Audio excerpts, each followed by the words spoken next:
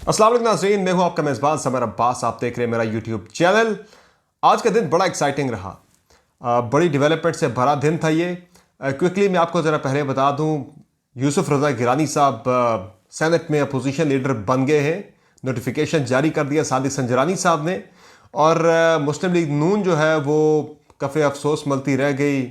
आज हमें काफ़ी ज़्यादा नून लीग के कायदीन गुस्से में नज़र आए, बहुत ज़्यादा सीख पा नज़र आए पाकिस्तान पीपल्स पार्टी के इस फैसले पर।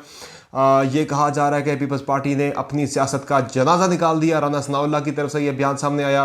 एहसन इकबाल ने यह कहा कि पाकिस्तान पीपल्स पार्टी की जो मजबूरी है, अगर वो मियाँ नवाज शरीफ के सामने रखते तो उन्हें शायद मियाँ साहब लीडर ऑफ द अपोजिशन का ये ओहदा दे ही देते।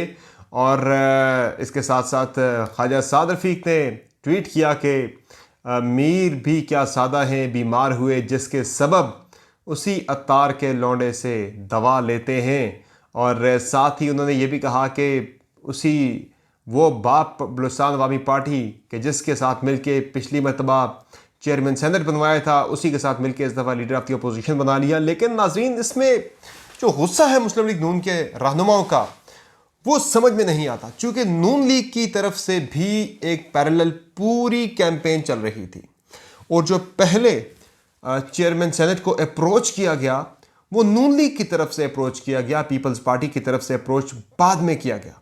पीपल्स पार्टी ने तो पते पे जो है ना वो अपना ज़रा ज़्यादा स्ट्रॉन्ग कार्ड खेल दिया नून लीग की तरफ से जो कार्ड खेला जा रहा था। अब नाजरीन, सीज़ फायर की आड़ में हो क्या रहा था? 2 रोज़ पहले सीज़ फायर हुआ था पीपल्स पार्टी और नून लीग के दरमियान, और आज फिर से लड़ाई तेज़ हो गई है। इस लड़ाई की असल वजह तो ऑब्वियसली यूसुफ रज़ा गिलानी का अपोजिशन लीडर बनना है सेनेट के अंदर। अब इसमें एक चीज़ पे नून लीग का राइट जो है वो बिल्कुल ठीक है कि एक चीज़ तय पाई थी पीडीएम के अंदरूनी मीटिंग्स के अंदर कि leader of the opposition Noon league को मिलेगा। अब पीपल्स पार्टी की तरफ से 2 एतराज़ात सामने आए। एक एतराज़ तो ये था, वो कहते हैं कि वो इस सूरत में हमने नून लीग को देना था लीडर ऑफ द अपोजिशन कि अगर यूसुफ रज़ा गिलानी चेयरमैन सेनेट बन जाते। अब नून लीग कहती है इसमें हमारा कसूर तो नहीं। एक चीज़ तय पाई थी कि आपको दे रहे हैं और हमने वोट भी दिए, अब वो वोट मुस्तरद हो गए, इसमें इनका कसूर कोई नहीं है। तो नाज़रीन, दूसरा जो मामला जिस पे ज़्यादा पीपल्स पार्टी को एतराज़ था, वो पीपल्स पार्टी ने आज़म नज़ीर तारड़, जिन्हें मुस्लिम लीग नून ने अपोजिशन लीडर के लिए नॉमिनेट किया था, उनके नाम पे पीपल्स पार्टी कहती है हमें बड़ा एतराज़ था कि आज़म नज़ीर तारड़ को नहीं बनना चाहिए। चूँकि एक तो वो बिल्कुल फ्रेश सेनेटर है, पार्लियामेंट के बिज़नेस से वाकिफ़ नहीं। दूसरा, बेनज़ीर भुट्टो के ख़िलाफ़ जो कत्ल केस था, बेनज़ीर भुट्टो का कत्ल केस था, उस कत्ल केस में आज़म नज़ीर तारड़ साहब जो हैं वो जो क्राइम सीन था वहाँ से यानी लियाकत बाग के बाहर जो सड़क को धो दिया गया था, क्राइम सीन को जहाँ पे बेनज़ीर भुट्टो शहीद का कत्ल हुआ था, तो उस क्राइम सीन को धोने वाले जो पुलिस अफसरान थे उनके वकील थे आज़म नज़ीर तारड़ साहब बेनज़ीर भुट्टो कत्ल केस में पीपल्स पार्टी के ख़िलाफ़। तो इसलिए पीपल्स पार्टी उन्हें लीडर ऑफ द अपोजिशन मानने को तैयार नहीं थी। ये ऑप्शन दिया गया था कि किसी मुतबादल और किसी सीनियर बंदे का नाम दिया जाए तो फिर इसे कंसिडर किया जा सकता है। लेकिन नून लीग भी डट गई थी कि आज़म नज़ीर तारड़ को ही बनाना है हर सूरत में। अब ये जो आज शिकवे आ रहे हैं, गिले आ रहे हैं, ये इनकी मुझे समझ नहीं आ रही है गिले शिकवे क्यों किए जा रहे हैं। क्योंकि एक तरफ तो 2 रोज़ पहले सीज़ फायर हुआ था, सीज़ फायर में ये बात तय पाई थी कि मिल के पीडीएम के प्लेटफॉर्म पे इसका कोई दरमियानी रास्ता निकाला जाएगा, कोई हल निकाला जाएगा। बिलावल ने अपनी पार्टी के रहनुमाओं को, सोशल मीडिया के एक्टिविस्ट जितने भी थे, सबको नून लीग के या पीडीएम के खिलाफ बयानात देने से रोक दिया था कि ऐसे बयानात मत दिए जाएं जिससे पीडीएम इत्तेहाद को नुकसान पहुंचे। आज नून लीग के जो कायदीन हैं वो पूरा एक इम्प्रेशन, एक ये तासुर दे रहे हैं कि पीपल्स पार्टी ने कोई डील कर ली इस्टेब्लिशमेंट के साथ, उस डील की वजह से उन्होंने ले लिया है लीडर ऑफ द अपोजिशन। लेकिन ये गेम थी, ये एक इक़्तिदार तो नहीं कहा जा सकता, ये एक अपोजिशन लीडर की पोजीशन भी बड़ी इंपॉर्टेंट होती है, बड़ी की पोजीशन होती है। इस पोजीशन के लिए लड़ाई चल रही थी। जब एक तरफ सीज़ फायर हुआ था, मौलाना फजल रहमान साहब से रब्ता हुआ पीपल्स पार्टी का और पीपल्स पार्टी ने ऑप्शन दे दिया। मैंने अपने परसों के वीलॉग में बताया भी था कि पीपल्स पार्टी ने ऑप्शन दे दिया था कि आज़म नज़ीर तारड़ के अलावा अगर आप किसी और को नॉमिनेट करते हैं तो फिर हमें वो नामजदगी कबूल होगी, कोई सीनियर बंदा अगर आप लेकर आते हैं सामने। लेकिन नून लीग की तरफ से आपने देखा नाजरीन के पहले 26 सेनेटर्स की हिमायत का दावा नून लीग ने किया। अब ज़ाहिर अपोजिशन की जो स्टेटेड स्ट्रेंथ थी वो थी 52, जमात इस्लामी को छोड़े तो 51 बनती थी। उसमें अगर 26 बंदे आपके साथ आ जाते हैं तो फिर आपका बन सकता था अपोजिशन लीडर इन सेनेट। लेकिन इसमें नून लीग ने यह किया कि मौलाना साहब के 5 सेनेटर साथ मिला लिए, 17-5-22 हो गए। उसमें 2 पीके मैप के, 2 नेशनल पार्टी के, तो ये कुल मिला के 26 सेनेटर्स की हिमायत का दावा पहले नून लीग ने किया। इन्होंने सिग्नेचर्स के साथ चेयरमैन सेनेट को अप्रोच भी किया, एप्लीकेशन ले गए उनके पास कि भाई हमारे पास मेजॉरिटी आ गई है सेनेट के अंदर, अपोजिशन लीडर के हवाले से अपोजिशन हमारे साथ है, इसलिए हमारा बंदा नॉमिनेट किया जाए। अब जरदारी साहब खिलाड़ियों के खिलाड़ी हैं, वो सारी सिचुएशन को देख रहे थे। उन्होंने कहा यार ऐसे है तो फिर ऐसे ही सही। तो इस चीज़ में तो जरदारी साहब को मार देना ज़रा मुश्किल थी। तो उन्होंने ये किया कि पीपल्स पार्टी पहले गई, जमात इस्लामी के पास गई, उनके एक सेनेटर मुश्ताक अहमद की हिमायत हासिल की। उसके साथ साथ पीपल्स पार्टी ने फाटा के जो आज़ाद सेनेटर्स थे उनको अप्रोच किया, उनको साथ मिला लिया। हिदायतुल्लाह, हिलाल रहमान, उन्हें साथ मिलाया। और फिर जो सेनेटर दिलावर ग्रुप है, 4 सेनेटर्स उनके साथ हैं। ANP से पहले उनकी सपोर्ट भी पीपल्स पार्टी के साथ आ चुकी थी। तो उन दिलावर खान ग्रुप के जो 4 सेनेटर्स हैं, जिनमें बलूचिस्तान अवामी पार्टी के सेनेटर्स भी मौजूद हैं जो कि हुक्मरान इत्तेहाद का हिस्सा है, लेकिन उन्होंने अपने आप को डिक्लेयर किया कि हम अपोजिशन बेंचेस पे बैठ रहे हैं, हिलाल रहमान और बाकी लोगों ने भी। तो इस तरह वो अपोजिशन का हिस्सा बन के सामने आ गए कि हम अपोजिशन बेंचेस पे बैठेंगे और अपोजिशन के साथ हैं। तो यूँ पीपल्स पार्टी ने जो कुल मिला के 21 उनके अपने थे, एक का आ गया उनके साथ जमात इस्लामी का, 22 हो गए। फिर साथ उनके मिल गए, अगर ये 4 मिल गए दिलावर ख़ान ग्रुप वाले, ये 26 हो गए। और इसमें इनके साथ बाकी भी आ गए थे, क्या कहते हैं, अवामी नेशनल पार्टी के लोग भी आगे साथ 2, और 2 जो है वो फाटा के इंडिपेंडेंट सेनेटर साथ आ गए। तो ये कुल मिला के उन्होंने 30 सेनेटर्स की हिमायत हासिल कर ली थी। आज इस तरह से उनका लीडर ऑफ द अपोजिशन बन गया। लेकिन इसमें पहले अप्रोच किया चेयरमैन सेनेट को लीडर ऑफ द अपोजिशन के लिए नून लीग ने। हालांकि पैरेलल मीटिंग्स चल रही थी, बातचीत चल रही थी कि इस मामले को बाहमी इत्तफाक राय के साथ हल किया जाएगा।